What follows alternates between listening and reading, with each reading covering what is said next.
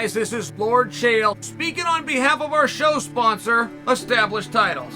Established Titles is a project based on a Scottish custom where landowners are referred to as lords and ladies.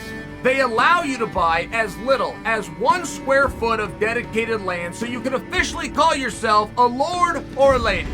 Established Titles is not just about your ego. You also get to do some good.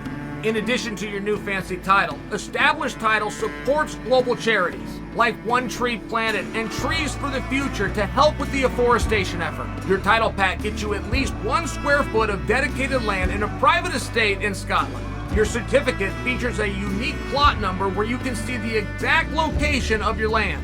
And right now, Established Titles is holding 200 plots of land right next to mine. So come join me in the Bad Guy Inc. Kingdom. Getting this certificate even allows you to officially change your name to Lord or Lady. Put it on your credit card, put it on your plane tickets, or if you're so inclined, put it on your dating profile.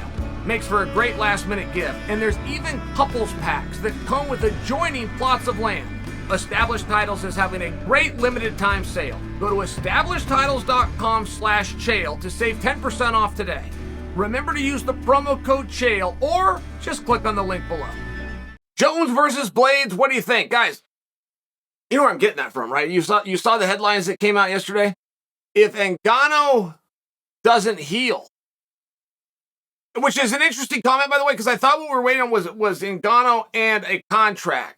But I know that's in conjunction with a knee surgery. So the way the headline was worded is if Ngannou doesn't heal. Now, I interpret that to mean that quietly the contract is getting itself worked out. That is a leap of faith by me at a minimum. I don't have information on that, but I'm trying to share with you how this article that I'm quoting got us to this point. Then it will be Jon Jones versus Curtis Blades. I want to say that's in March.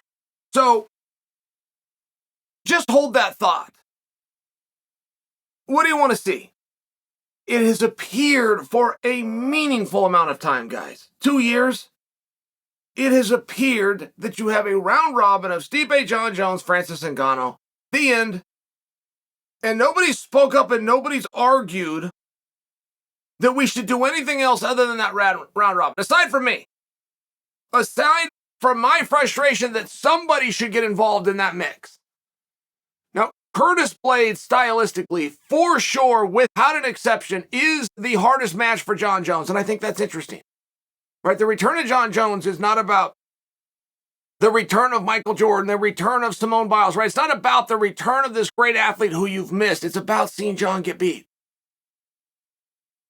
So, we thought we were going to tell that story, or at least create that curiosity, by moving Jon up a weight class and putting him in there with somebody much bigger than him. So now there's at least a question of, does size matter, and if so, how much? Let's not break down who's better, because we've been doing that with Jon for many years, and regardless of what our hopes are, Jon's better. But that's been proven. Skill for skill and move for move. We just haven't seen a talent like Jon. So now we're going to just throw it in. It can be any name at all. We understand that Jon's better before we even have the conversation. But can the other person's deficit in skills to Jon be made up for in the size advantage we're going to spot them? That's the question. That is the storyline. We're going on 3 years of trying to tell this story, which, by the way, has my interest, but I can't make believe for you is worth a 3-year buildup or is even all that interesting. Remember the night that we saw Pacquiao fight Mayweather? Mike Tyson, from some comp seats in the 4th row, made one comment about that fight. And he said it very condescendingly, and he said, "We've waited 10 years for this," and that was all he said. But you know what? It's all he needed to say. We all understood what Mike meant. And I only bring that to you because the storyline of Jon Jones and the story going into this next fight where Jon wants to make some more money, Jon can make some more money if more of you are interested. That's it. Real straightforward. So you got to do your best to have a really good story. We don't have a really good story, but we do have a story, which is Jon is going to go up. He is going to give up some size. is those pounds he's spotting the opponent going to make up for the superior skill that we already accept as the audience Jon has. There you go. There you go. So we had Francis Ngannou at one point. Now, that was compelling as hell. You got to go back in memory to remember that, but it was compelling. You've got Jon Jones, who's the 205 king, is going to go up to heavyweight. Now, we also thought that this would be in 4 or 5 months. We had no idea that this was going to be 3 years, but just hold that. I want to say Stephen A. Smith referred to that matchup as the biggest thing that has ever happened to the UFC. I know I'm close with that quote. I mean, don't forget, I'm going back 3 years and stuff off the top of my head, but it's a big comment, and Stephen A. was not without of bounds to have said it. It was a big deal. So we don't even know if we've got that anymore, but let's move on. How did we get past Stipe?